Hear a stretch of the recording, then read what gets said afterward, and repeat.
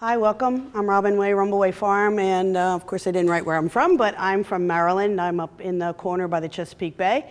So we're in the triangle between Pennsylvania, Maryland, and Delaware. So welcome to Rumbleway Farm. This is our kind of fun monster that welcomes everyone as we come to the farm. So we are a 62-acre grass-based farm. We've been organic since 1996. We were certified then. And we raise approximately 2,000 to 2,500 chickens, about 250 turkeys. We have raised a multi-species over the years, which I'll go through. Currently, we raise about 24 cattle. We have about a dozen pigs. We do about 80 to 100 rabbits a year. So we've done a little bit of about everything over our 20-some years that we've been at the farm. So again, we're 62 acres, about 35 of that is in regular pasture, about 15 is in wooded lot, the rest is the house and the barns and buildings. So this is our chicken house. My husband likes to build things, so this was an old area where the old chicken house was on our farm when we moved there. And we have 4 sections where we brood our chickens. Again, we get our chicks in the post from the post office. They come 1 day old. We use Moyers. We do straight Cornish cross. We've tried other breeds, but for us, we like the seven-week grow out time. So this is my crew, my husband, my kids, slave labor. Actually, I only have my son at home now, so everybody else has moved out and grown up, and we've had to try and be a lot more efficient with doing things now that it's just the 2 of us. So again, we raise mostly Devon, but we do have some white-faced Angus. We've raised a variety. You can see a belted Galloway in the back that we've bought in. We used to do all cow-calf, and now we are doing mostly feeders. We buy in Devons from a reliable farm. We still do some AI. That's in the woods. Cool picture. So pigs, we've done a variety of pigs. We always raise pigs in the woods. We have a great time. I love pigs. They're just wonderful. We started out with a small amount, and we've grown to about a dozen pigs. We do them from about April to September, October. Our main talk today is Cornish cross. So we have raised probably everything you could think of over the years. We've raised Muscovies, we've raised Pekings, we've raised them free range, we've raised them in pens. Pekings tend to take about 8 weeks to finish, so they're kind of a fun duck. They're a little more problematic to process. We've raised Muscovies. Muscovies take about 6 months, and again, they're great birds. They're really great birds. We've raised probably every variety of turkey you could think of. We've raised heritage birds. We did them for about 10 years. We've raised the broad-breasted white. We've raised the broad-breasted bronze. We've actually even AI'd turkeys and raised our own. So some of the things I'm going to show you are things that we've done in the past and things that we've sort of evolved to, learned over the years, things that didn't work for us, that did work for us. So this is our chicken house. We usually get in about 300 birds at a time. So again, that's on wood shavings. We don't use wood shavings anymore. They're not great for the environment. We've had problems where we've gotten wood shavings in. We killed our whole entire flock of birds because they must have been sprayed. We came in the next day and all 300 birds were dead. So we do not, I just wanted to show you the setup, but we do not use wood shavings at all anymore. Peat moss. Peat moss is really easily digested with birds. You can put it anywhere on your farm. It's easily compostable. The only thing you have to be aware of is that you really can't dump waters on the ground. You need to dump, well, you shouldn't be doing that anyway if you're doing that. You should be dumping them in buckets and getting rid of the wastewater outside of your chicken house. And so you can see this is set up. We use a gas brooder. We use propane. We have 2 rooms set up with a gas brooder. The only thing with peat moss is it's very dirty, but the birds love it. They bathe in it. The whole room will be black after a while when they've dusted themselves. So we're getting set up for chicks here. The other thing you can see, this strange little bin, it's all wood ash. So we heat our house with wood, and we save all the wood ash. It's really great for mites. The birds bathe in it. They love it. So we put wood ash in from the birds are 1 day old all the way through the whole time. And again, grit. You can't use enough grit with birds. If you're not using grit, you're not getting great growth. You should be using grit from day one to the day they're processed. And you should grow with them. You start with grower grit or starter grit, then grower grit. Those birds, the only way they're going to digest their food is with the help of rocks. And if they were free-ranging, they're going to be picking up rocks. When you've got them contained somewhere, they don't have a source of rocks. So you need to be giving them as much grit as possible. And so there is actually grit that's probably 6 inches wide for turkeys or 3 inches wide for turkeys. I always think that's excessive, but they say they love it. So we are pretty holistic on our farm. I start the chicks off with water, with the first day with sugar and vinegar in their water. We use apple cider vinegar always in the chicken house. It keeps down the growth of algae. So you would do about a cup of sugar per gallon of water only on the first day. It helps the chicks to get some electrolytes and some needed things the first day they're there for energy. I don't use it any other time. And I use about a capful of apple cider vinegar per gallon, and then in the tubs, we just put a little pour in. So there's birds. That's about 300 birds. We've started doing flat egg containers to allow the birds to have as much access as possible the first 3 days of feed, because they're kind of stupid and they really don't know where feed is. They'll eat anything in sight. And we try and just kind of encourage them to eat as much as they can. So this is kind of pens. We have done all sorts of pens. We started out with the Salatin style pens. We're a little bit colder than where he is, so we had 3 covered and 1 open. They're great pens. We put about 75 birds in each, 10 by 10. They're very labor intensive. They're very heavy. I had a really hard time pulling them, and I'm not too weak. So we did that for a lot of years. And there's a little more of an overview, and you can see that the hanging bell waterers. So one of the things that was not a fun job is on day of collecting birds, somebody had to crawl under the pens, grab all the birds, which was my husband's job, and then it's just not any fun. We did that for a lot of years, and decided we would try something different, and this was our second evolution of pens. I like this because we could get into it easier. I didn't like this because it was really hard to move. We couldn't move it every day. We had to try and figure out quadrants. It just wasn't a very successful type of pen. But again, we were still trying to figure out what we were doing and what was going to work for us. Solar chargers. We use solar chargers all over the farm when we're using portable netting. Portable netting, the poultry netting, if you're not using it, really wonderful. So some of the kind of strange things we've done in the past is free-range rabbits. That's rabbit netting, and those were rabbit cages that we changed when we first started, which I'll show you the next one. So the rabbits could actually run everywhere within that netting area. It's a great idea until it's time for processing. And rabbits can run really fast. So we have, in the very beginning, we ran wire underneath the grass, and we ran our pastured rabbits back and forth along that wire. We kindled out in the pasture. There are some issues with that as far as moving nest boxes every day. Those were sort of Salatin style, so we could pull them along. Rabbits love to dig, and they will find any way to escape. So currently we're raising rabbits in a Quonset style hut in the barn over worm beds, and that seems to work the best for us.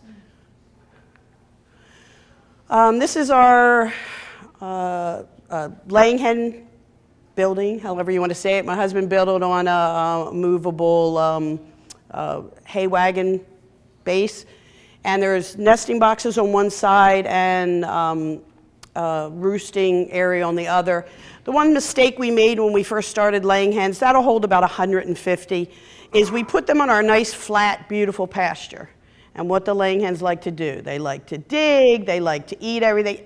It just wasn't efficient. We were making a mess of our pasture. always worried about cows falling in holes. So what we moved to was putting the laying hens on the most, kind of the hardest areas for us to either graze or utilize for any other way on our farm, and that's worked really well. They can dig to their heart's content, they can knock out all the weeds, and the chickens love eating everything and anything that's there. So right now we have certain areas that, like, you can see there's like a lane, and that's an old grass lane, and we'll go straight up that lane. We move our chicken house about every 2 weeks. So as I said, we've done ducks in I don't want to say captivity, but in a fenced-in area. They take about 8 weeks, and they're kind of fun. So our next evolution in pens was building more like a hoop house. We use cattle panels, a base. That's with our first intern, Brennan. And the kids got involved in kind of everything's held together with zip ties. Thank God for zip ties. We've got our covering, and then we have sort of adjustable waters wherever we needed to be. And my husband built some PVC feeders. So these were really easy. The wind went through them. We didn't have to worry about them blowing anywhere, falling down. They could be moved very easily each day. Again, still very labor intensive. All the feeders had to be moved. The red is a free range feeder so that it's sort of covered. Of course, these all got wet when it rained, and sometimes you had to go out and birds were sitting out in the rain and put them back in underneath. So it worked for a while. We did it for a bunch of years. You can see the PVC feeders worked really well. Again, processing time, you had to have some way to kind of corral the birds and be able to gather them up. So that led to, building ends to keep them in. And you can see these are little bell waters. They're really wonderful. We have dry hydrants around the farm, and we just run hoses, and they're automatic feed. So in this situation, we did not have to have any type of buckets. This is our turkey pen. So turkeys like to be underneath something but not in something. So this has a roost area. We're moving to trying to put wheels on this to make it a little more movable. Right now we still have to move it with a tractor. And we move our turkey pens every week. We usually do about 1 pen per 50 to 70 birds. And you can see them in there. Some of the things we've done, because now it's just the two of us most of the time, is we've attached feeders to all of our pens, and then it's one move. We can adjust them up and down depending on the size of the turkeys, and that the turkeys are not actually eating directly on the ground. And that works really well for us, and we're not picking up feeders every single time. Feed wagons. So some of the things we've done over the years is trying to keep track of how much feed we use. We've weighed the feed in the buckets, so we know that each bucket weighs about 28 to 30 pounds. We kept track a whole year of how much we were feeding, because that's one of the things. Everybody just goes out and feeds. Do you know how much your birds are eating? Do you know how much feed you're using per bird? And so for us, that was something we really wanted to keep track of. And these are really great because we can move them out into the field. This is the next evolution of our feed bin. I can put 3 ton in there when they come in with bulk feed. So we have feed made for us at a local feed mill. It's cheaper to get it bulk. We have a recipe that we use. Trail is one of our feed people, mineral people around us, and they're wonderful as far as helping us with exact things for our feed. Processing. So we built an on-site processing in 2001. When we first started out with poultry in '96, we were hand processing. I mean, we're still hand processing, but we were dunking things, and it wasn't as much fun. So we figured that if we were going to really get serious, we really needed to build an on-site processing area. Where we are, there's nobody that was processing. We could find no one to process our birds. So our building's a little bit different because we use our rooms in the winter for other things. So our process room does double duty. So we have through the windows our kill room that has a scalder and plucker and killing cones, and then that can be shut off in the winter, and we actually use that room for catering and stuff like that in the winter. Everything gets emptied out. We have holding tanks where we bring our processing. We do on-table evisceration. It's an old half a milk tank. Anybody's dairy, they'd recognize that. We found that somewhere, and that's our holding tank. Our farm building is only a single phase. We had a vacuum sealer built for us that's single phase. Most of them are triple phase, but it was an investment. That was about $7,000, but we've been using that for, 15 years and is more than paid for itself. But, we wanted our birds to look as great on the outside as they are on the inside, and that's just what we went to. So you can see, my nephew looks like he's on drugs, but sorry. That's a while ago, actually, and so again, we do on-table evisceration. We're doing about 300 birds at a time. That's our high-tech transportation system there. So when we're moving chicks out from the chicken house, we load them into crates, and then we drive them up to the building that we're using now and deposit them in. And then on the reverse side, when chickens are ready for processing, again, they're loaded onto the wagon and taken down for processing. Where do you get all the crates? So we have a lot of Amish near us, you can order them, but we actually recently found somebody who was just like repairing crates inexpensively. But over the years, we've gathered crates. We probably have 25 or 30 crates. We put 8 or 10 birds in a crate.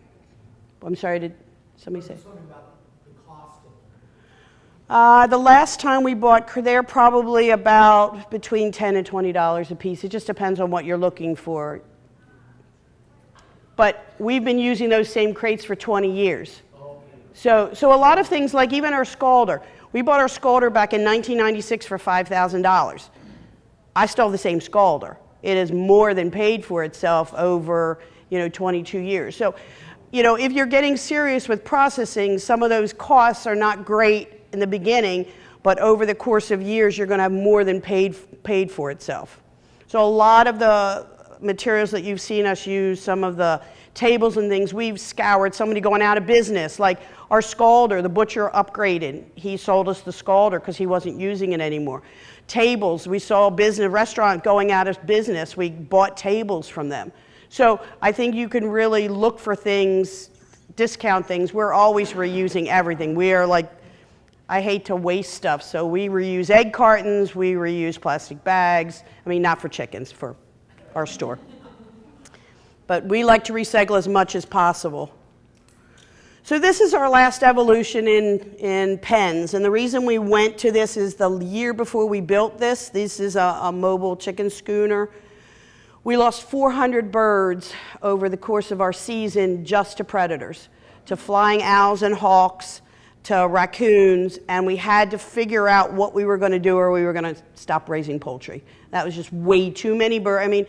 I'm not greedy. A hawk can have a bird every now and then. They can eat, but that was way too many.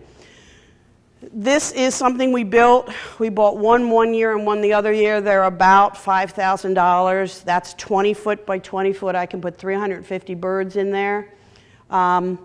We moved that with a truck. It's not as heavy. It's heavy, but it's not as heavy as you think.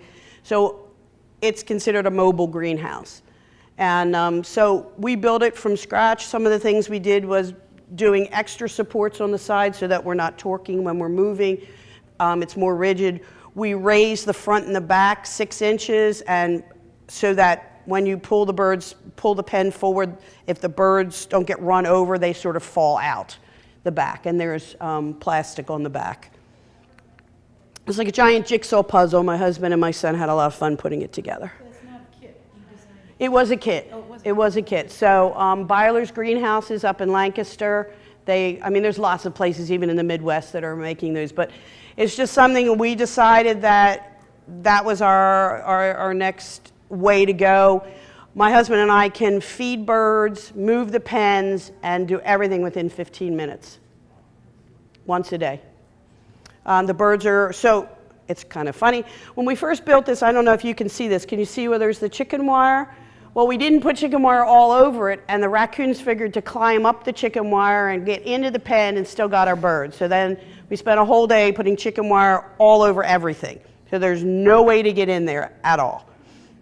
But we did some reinforcements that were a little bit different. We took the cattle panels that we used for the other pens to reinforce some of the base, extra wood, just to really keep the structure strong, because most of the time when you build a greenhouse, they don't move anywhere.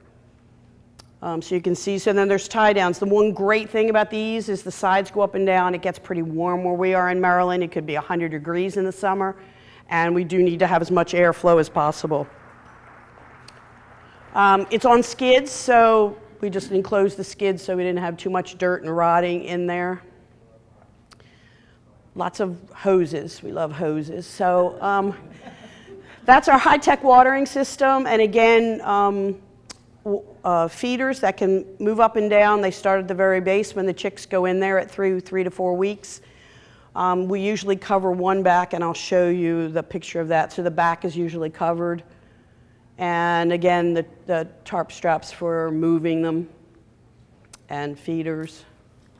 So there are our birds. Back's covered. That must have been an early April picture, somewhere around there. The corner buckets have grit in them. And again, the only thing we have hanging or on the ground is a bucket of feed. We did put more waterers in, so we have 2 rows of waterers now, and again, the little bell waterers.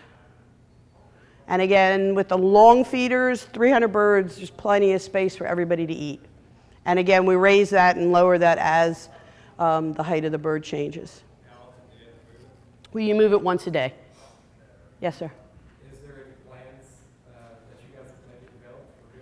If you get online, you could if you get onto Prairie Schooners, you can find a bunch of them online, but we bought a kit from, it's Byler's Pneumatics or Byler's Livestock, and I guess that's them. If you contact me afterwards, I can give you who we got it from, but I mean, it's probably easier, depending on where you are located, to try and find a kit somewhere closer to you, because it's really not something that you want them to ship to you. There's a lot of pieces, and it's pretty heavy. So I wanted to give you some data of what we did, and so this is actual, well, I should say 2016, sorry. It should say actual 2016 data. So we raised 21 chickens that year and 260 turkeys. So we paid $1.15 a bird for our chickens, and we paid $8.62 for our turkeys. Feed costs, so again, we spent a whole year weighing feed to know exactly how much each group eats. We paid about 31 cents a pound for feed, and our feed is a non-GMO. It is not an organic feed, it's a local non-GMO feed. I was very concerned about what was going on with GMOs, and I really wanted to go to a non-GMO feed. I'm not as concerned with the organics, at least in our area, because we're an all-natural farm and our customers are happy with that. So the chickens ate about 15.5 pounds per bird for a total of $4.95 a bird. Turkeys ate about 57 pounds per bird for about $17.48 a bird. The cost for a chicken with feed, grit, peat moss, processing, and propane was about $8.40. We found that a 7-week grow out, we get between 4 and 4.5 pounds, which is what our customers are happy with, at $4.28 a pound. So the profit for a bird is $8.72. The cost for turkey with the feed, grit, we do feed our turkeys oats and wheat. There's some of the things, the oats help turkey, they just like to eat it. We mix the oats with the grit, and we keep that around, and turkeys love that. And processing is a little more expensive for turkeys, and so that's $33.60. So average birds, we go anywhere from about 14 pounds to 25 pounds with birds. I try to give you a general average. We charge $4.50 a pound for turkeys, and so you can see between $38 and $56 per bird. Turkeys are very profitable. We get in turkeys so we can put them right out in the field. We found a local turkey farm that'll sell us birds at about 8 weeks old. We used to hatch them. We used to raise them as poults. It is so much easier for us to buy birds at 8 weeks, put them right out on pasture, and then do all of the finishing. By the time we're done, it's as if we raised them ourselves. But the cost is so much less because you spend so much money in those first 8 weeks of raising your turkeys. I'm sorry, 1 minute. I'll hurry. Don't include labor. All right. I did not include labor in that because we have labor over all the full I should. I got to be real quick. So we've also weighed birds out depending on for cut up, and I wanted to just show you what the cost of cut up versus whole birds. As you can see, the weights are all in there for a 4.14 bird that we weighed in 2011, and the total profit for a whole bird is $9, but for a cut up bird is $12, and so the average is about $22,000 for chickens and about $12,000 for turkeys. And so you can, as a business, do well. I wanted to show some fun pictures, too, at the very, very end. That was one of our Toms. He's great. And again, why do we do this? For our kids, for our neighbors' kids, for the next generation. And that's my grandson. I had to put him out there. So you know, we say we always want them to walk in our shoes. Well, that's walking in our shoes. So, and that's why we farm.